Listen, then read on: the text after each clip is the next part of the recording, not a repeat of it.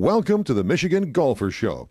Join us each week as we explore the people, the places, and the events that shape our great game.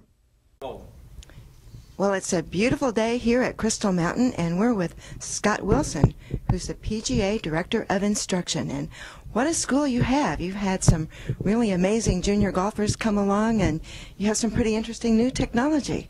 Let's talk about those golfers a little bit. Okay. Yeah, we do. We have a lot of talented players that come around here, and we try to help them out as best we can, get them through the very difficult process of coming through high school into college golf, right into the mini tours, and hopefully all the way to the big tours. Very exciting. Well, we've seen a couple of them who've been big success stories. Ryan Brehm and Corey Mahoney have done pretty well. Ryan Brehm has a couple of Michigan Open titles to his credit right now. Absolutely, yeah, we're very proud of him. Those are two guys that have done the right things over time, worked very diligently on their game, and looked to improve always. It's never any battle, and they're huge sorts of inspiration for our younger players. You know, they get to meet them and get to know them and see how they work and how they prepare, and it's a very interesting process that we have going on.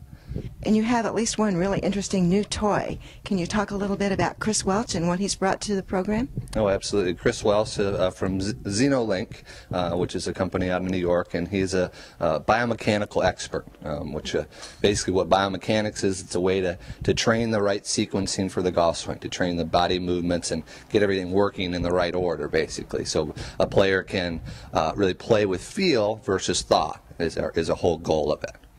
Oh, that makes a lot of sense, because most of us think too much when we address that ball. Absolutely, you bet. And we'd much rather have our players react like athletes, you know, and really get their bodies moving in the right manner for power and consistency, and most of all, and very importantly, injury prevention. And how does XenoLink help that? Well, Chris Wells first provides data on how a player moves.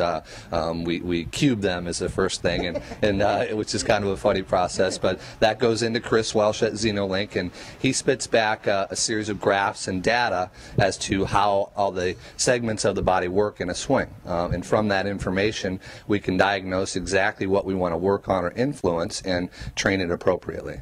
So a player can actually see, and you can see, what kinds of things about the swing need adjustment? Absolutely. Yep. That's exactly what we do. Yep. Ooh. And that's not easy to do, to change a swing, is it? No, it doesn't. It takes time, and having the right mechanisms, training mechanisms is what's important, that we work on the right things the right way. What are some of the things you work on with the junior golfers who are really just getting started?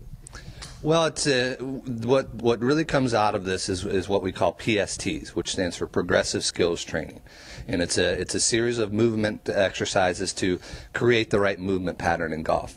I'd love to demonstrate some of them if you'd like. Well, let's do it. So the first one here is what we call core separation. I've got a Swiss ball between my knees where I'm pinching the ball to solidify my lower body in this movement, and it's really an initiating part of the golf swing. And what we try to feel here is a core separation, where we're trying to get the upper core to rotate while the lower stays very steady, very solid and rooted into the ground. Key to this one is to feel a stretch through your core musculature. You hear a lot about shoulders turning and things like that. What we're really trying to promote is a stretch through the core to initiate the movement back. Okay? Something like that. Okay? Core separation. Okay. Next exercise we call press turn or press forward. We get in our golf posture. Glove hand goes on the belt buckle. Non-glove hand goes here on the top button of the shirt to represent our spine line. And we're trying to mold two specific movements together. A press into the left side and a turn over. Okay? Key to this one here is that you're molding those two movements together, where you're pressing and turning, keeping these 2 points right on top of each other. This one is all about designed to alter the kind of a slide and tip look like that, or an over-the-top move that might look something more like that. We want to keep these 2 points on top of each other and feel like we press into the left side and turn over. Okay, so with our impact bag work here, what we try to do and what we're really initiating timing-wise is the sequencing between the shoulders, the arms, and the club is what we're trying to train, that particular sequencing. So the key to this is, again, a very stable platform. Got the Swiss ball between my knees to solidify my lower body, and this is what we call a half swing into the impact bag, where we just set the club up in front of us, create that core separation feel, and then work on the pattern here of how the shoulders, arms, and club drop into impact. Okay, so half swing into a bag is all about coordinating shoulders, arms, shaft.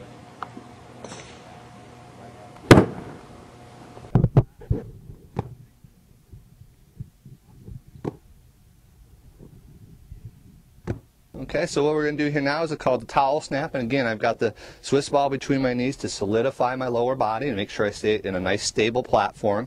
And basically, again, really trying to train here the sequencing between shoulders, arms, and club, and making sure that we're getting a feeling of the towel snapping is a good way to initiate and feel the right release of the speed.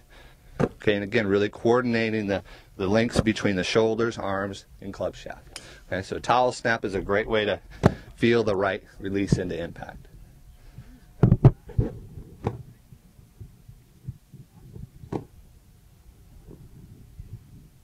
Well, Scott, we've seen some of the really cool tools you're using. How do you summarize the instruction that we've just seen? Well, the biggest thing is that again, they're called PSTs, those exercises, and which stands for Progressive Skills Training. That's really the way we approach it. We look for those things to change the movement patterns over time.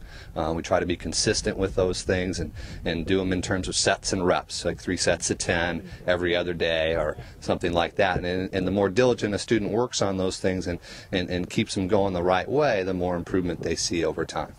So all that practice really builds muscle memory. Absolutely, that's what it's all about, is training in the right movement patterns, and it's stuff that you can do at home, in the gym, or in a hotel room before an event, and so it's very simple tools that you can travel with, and to always keep the sequencing trained, and that's the most important factor. A sequence. Memory. Wow, okay.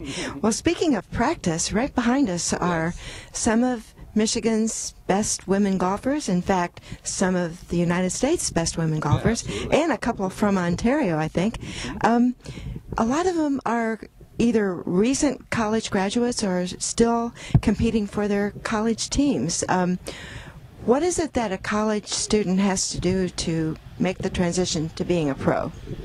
Well, they have to keep working diligently on every aspect of their game, and really more than anything, just keep building tournament experience.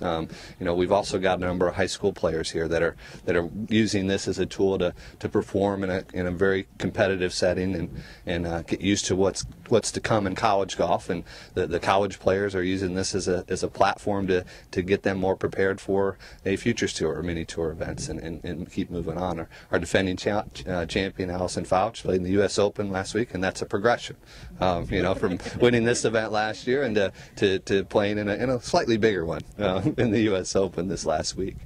Well, it's been fun to see them. We've noticed bags from Eastern Michigan, University of Michigan, Michigan State, of course, because one of them comes back every year, Stacy Slobodnik-Stahl, and what else we have? Oakland, Ferris, Northwestern, Grand Valley. Yeah, I mean, tons of school, from all around the country, not just in Michigan, but we definitely have a strong Michigan showing, and we're very fortunate. We have a lot of very young, talented players here in our state, and we're working towards putting our Michigan kids into a national platform. That's our goal, is to get them all the way to the top.